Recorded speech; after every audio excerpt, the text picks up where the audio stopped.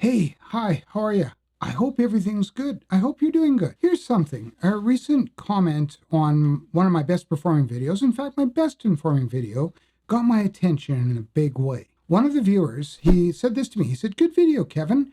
Are you able to shorten it down a bit into specific sound bites? The what ifs towards the end, for me, detracted from the message." Thanks for the comment, Jim. And honestly, the truth be told, I appreciate good, solid critiques. My hope is they make me better. Well, and like I said, my hope. Maybe you can let me know your thoughts in the comments.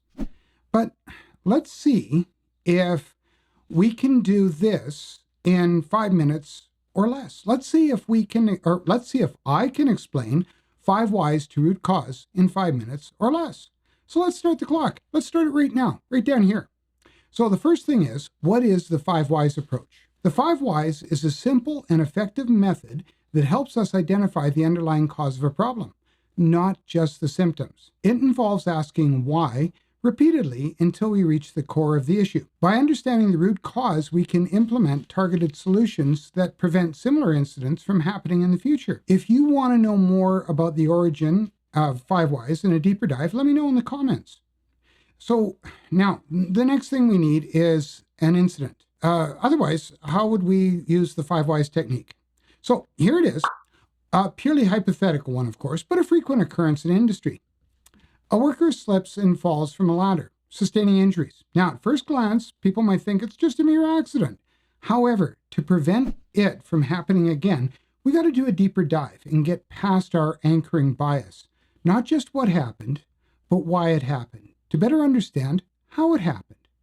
So here we are. The first why is identifying the immediate cause.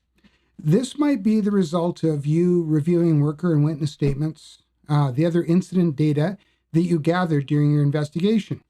But you're going to ask yourself, why did the worker fall from the ladder? And the answer is likely going to reveal something. And in this case, we're going to say, well, a rung on the ladder broke, or some component of the ladder broke. So that leads us to the second why, which is uncovering the underlying cause.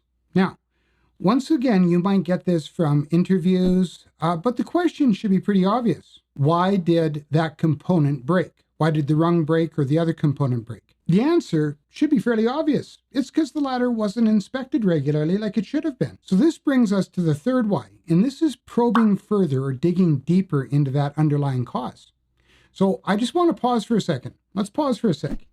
Here's where you might end up doing a bit more probing and asking additional whys, and that's okay.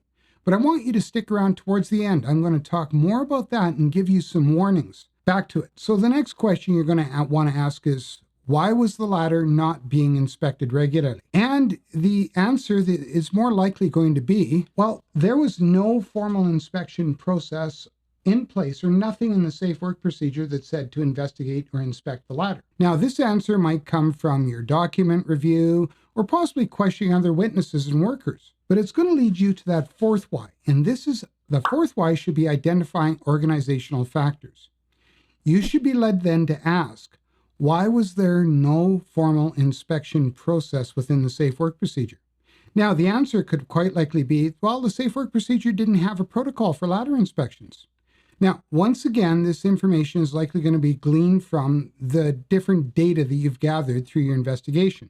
And now, once again, you might want to try and probe more. I want you to do me a favor. Hang tough, because I'm going to talk about more in a bit.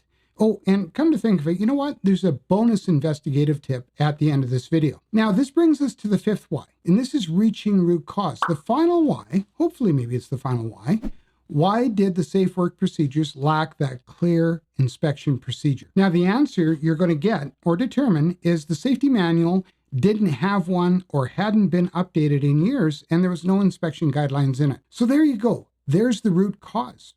That's the root cause. A poorly maintained or poorly written safety manual with missing ladder inspection processes in it. So what do you do with this information? Now that you know the root cause, you can act on it. And you can update that safety manual, implement regular ladder inspections, even include something like a pre-use inspection, and ensure there's proper maintenance. Okay, now, here's where these warnings are that I talked about. We've got a minute or so left, so yeah, let's talk about this and let's talk about these warnings.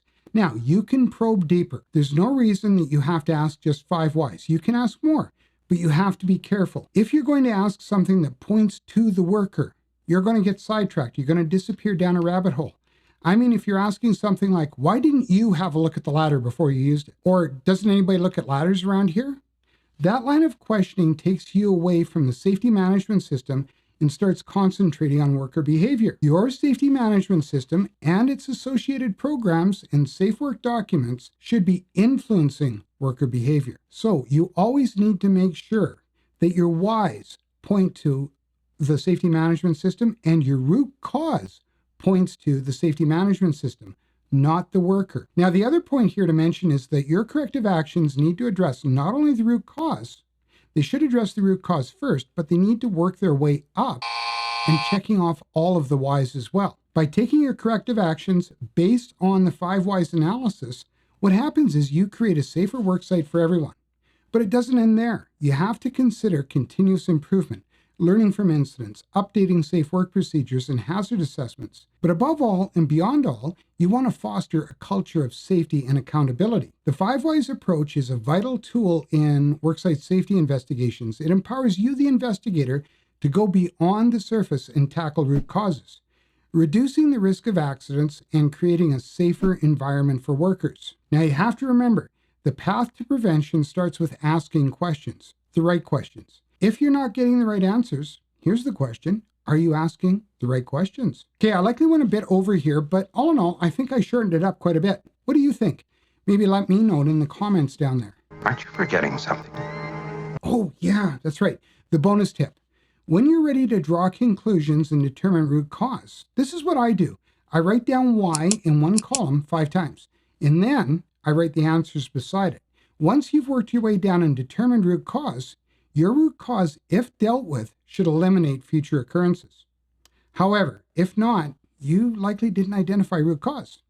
Now, if you're interested, you can check out this video up here for a 1-minute stepladder inspection. There's also a whole playlist over here of 1-minute videos. So remember, safety leadership occurs at all levels in an organization. It starts by leading by example, being a safety influencer, and provoking safety, no matter what you are and what you're doing. Okay? Take care. Bye for now.